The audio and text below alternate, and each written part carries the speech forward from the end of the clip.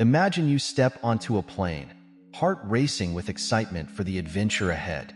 But in a blink, your joy turns to humiliation, judged, targeted, and thrown off the flight for no reason other than who you are. It's not just unfair, it's devastating. But before we dive in, let us know, where are you watching from? We love hearing from our viewers all over the world. Now, let's get started. As Marcus climbed the steps to the plane, he smiled at everyone he passed, his eyes wide with curiosity and wonder. He imagined soaring through the clouds, dreaming of the reunion waiting for him on the other side. But the warmth of the moment quickly faded when he met her. Standing at the entrance of the plane was a woman dressed in a crisp, white uniform, an air hostess with sharp eyes and an even sharper tongue. Her gaze locked onto Marcus, and instead of the welcoming smile he expected, she offered a cold glare. "Where's your ticket?" she asked, her voice dripping with disdain. Marcus handed it to her with trembling hands. Instead of a simple nod, she inspected him as though he didn't belong there. Her eyes scanned his clothes, his small frame, and finally, his skin. She muttered, loud enough for the passengers nearby to hear. "You better behave yourself. Don't want any trouble on this flight." Marcus didn't understand why her tone was so harsh, but the embarrassment started creeping in. As he walked toward his seat, he could feel the weight of everyone's stares. And then, just when he thought it couldn't get worse, it did. The flight had barely begun when Marcus found himself caught in a whirlwind of accusations. A passenger nearby had complained about a missing wallet, and without hesitation, the air hostess turned her sharp glare to him. "You," she barked, pointing at Marcus as if he were a criminal. "Stand up." Confused and frightened, Marcus stood, clutching his backpack. "I didn't do anything," he stammered, tears welling up in his eyes. "Open your bag," she demanded, her voice echoing through the cabin. The passengers whispered amongst themselves, their murmurs fueling Marcus's humiliation. As he unzipped his bag, his small toys tumbled out. A teddy bear, a comic book, and a pack of crayons scattered across the aisle. No wallet. Nothing suspicious, just the belongings of an innocent child. But the air hostess wasn't done. "Get off this plane," she said coldly. "I won't tolerate a thief, even a little one." The shock was too much for Marcus to process. The other passengers looked on, some too afraid to speak up, while others exchanged judgmental glances. Marcus was escorted off the plane, tears streaming down his face. The humiliation cut deep. But what hurt even more was the loss of his chance to reunite with his mother. That night, as he sat in the airport terminal, his heart heavy with sorrow, something inside him shifted. He didn't know it yet, but fate had a way of turning tables, and his story was far from over. The next day, the terminal was bustling as usual, with announcements echoing across the halls and passengers rushing to their gates. But for Marcus, this day felt entirely different. The sting of yesterday's humiliation still lingered, but beneath the pain was a fire burning brighter. A determination to make things right, not just for himself, but for everyone who had ever been silenced by prejudice. Marcus wasn't alone this time. Seated beside him was his uncle, James, a towering figure with a sharp mind and an even sharper sense of justice. James wasn't just a lawyer. He was a man who had spent years fighting battles for those who couldn't fight for themselves. When Marcus recounted the horrifying incident, James's eyes had darkened, his jaw tightening with resolve. "We're not letting this slide," James had said firmly. "You deserve better, Marcus. And so do others who faced this kind of treatment. We'll make sure the world hears your story." That morning, they arrived at the airport with a plan that was equal parts bold and strategic. Alongside them was Lisa, a well-known journalist who had a reputation for exposing the harsh truths many wished to keep hidden. She carried a small camera and a determination that matched James's. "Marcus," Lisa said, crouching to meet the boy's gaze, "you're brave for standing up like this. Remember, you're not alone in this fight. We're here to support you." Marcus nodded, his small fists clenching as he replayed the air hostess's sneer in his mind. The humiliation, the stares from passengers, the ache of being escorted off the plane. All of it fueled his resolve. As they approached the airline's counter, James asked for the manager on duty. The employee hesitated, clearly unsettled by James's authoritative tone, but eventually complied. Moments later, a woman in a suit emerged, her smile polite but guarded. "How can I assist you?" she asked, glancing curiously at the group. James didn't waste a second. "We're here to discuss an incident that occurred yesterday," he began, his voice measured but firm. "Your employee, an air hostess on Flight 325, wrongfully accused this boy of theft, publicly humiliated him, and forced him off the plane. We have witnesses and we have evidence." The manager's expression shifted from politeness to unease. I'll need to investigate this matter further," she stammered.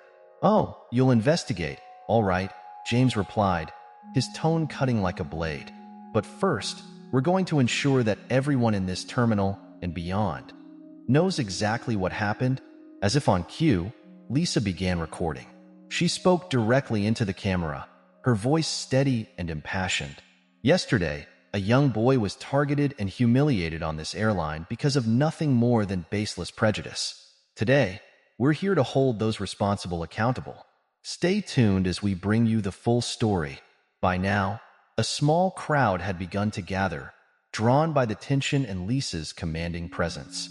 Passengers whispered amongst themselves, some recalling the previous day's incident, and others curious about what was unfolding. Just then, Marcus spotted her, the air hostess who had wronged him. The same air hostess strutted through the airport, her head held high, oblivious to the consequences of her actions. Little did she know, Marcus had a plan, and it was about to change everything. The sight of her reignited the emotions Marcus had been holding back, but this time, he channeled them into action. "There she is," he said, pointing. James turned, his gaze locking onto the woman. Without hesitation, he approached her, Marcus and Lisa close behind. "Excuse me," James said loudly enough for the surrounding crowd to hear. "We need to have a word." The air hostess froze, her confident stride faltering as she recognized Marcus. Her eyes darted around, searching for an escape, but there was none. "I'm sorry, I don't have time for this," she said, attempting to sidestep them. "Oh, you'll make time," James shot back, stepping in her path. "Yesterday, you accused this boy of stealing, humiliated him in front of dozens of passengers, and kicked him off the plane without any justification. Do you deny it?" The air hostess's face turned pale. I was just following protocol," she stammered, but her words lacked conviction. "Protocol?" Lisa interjected, her camera trained on the woman. "Is it protocol to publicly shame an innocent child without evidence? To make assumptions based on nothing but prejudice?" The crowd around them had grown larger, passengers pulling out their phones to record the confrontation. The whispers turned into murmurs of outrage, the public's support for Marcus becoming evident. The air hostess attempted to defend herself, but her words were drowned out by James's booming voice. "Your actions caused irreparable harm. This boy missed his flight to see his mother, and you robbed him of his dignity. Now, you're going to face the consequences." The confrontation reached its peak as more witnesses came forward, recounting the events of the previous day. One passenger, an elderly woman, stepped out of the crowd and said, "I saw what happened. That boy did nothing wrong. It was completely uncalled for." Another voice chimed in, "She was targeting him. We all saw it." The air hostess's composure crumbled under the weight of the testimonies. Her attempts to justify her actions grew weaker, her words stumbling over themselves as the evidence mounted against her. Meanwhile, Marcus stood silently, his small frame radiating a quiet strength. He didn't need to say anything. The truth was being spoken for him. The airline's manager arrived at the scene, her face a mixture of concern and damage control. "I deeply apologize for this incident," she began, addressing Marcus and his family. "This is not the kind of behavior our airline condones. We will be launching a full investigation." James wasn't satisfied with empty promises. "An apology isn't enough," he said. "We demand action. This boy deserves more than words. He deserves justice." Under the scrutiny of the cameras and the crowd, the airline agreed to compensate Marcus and his family. They provided him with a first-class ticket to his destination, ensuring he would reunite with his mother without further delay. But the most significant victory came later that day. The video of the confrontation, captured by Lisa and countless bystanders, went viral. It spread like wildfire across social media, sparking conversations about racism, accountability, and the importance of standing up against injustice. News outlets picked up the story, shining a spotlight on the airline and the issue of discrimination in the industry. Marcus's bravery became a symbol of resilience, his story inspiring others to speak out against injustice. As for the air hostess, she faced the consequences of her actions. Her career in shambles, she was left to reflect on the harm she caused and the lessons she needed to learn. A stark reminder that actions rooted in discrimination have no place in today's world. For Marcus, the experience was transformative. What began as a painful humiliation turned into a powerful lesson about standing up for what's right. As he finally boarded the plane to see his mother, he carried with him not just the support of those who believed in him, but a newfound confidence that would stay with him forever. Marcus's story wasn't just about revenge. It was about justice, resilience, and the undeniable truth that kindness and fairness are worth fighting for. Marcus proved that even the smallest voices can bring about the loudest change. Let his story remind us that no act of courage is ever too small. If you found this story inspiring, hit that like button, share it with someone who needs to hear it, and subscribe for more stories that matter.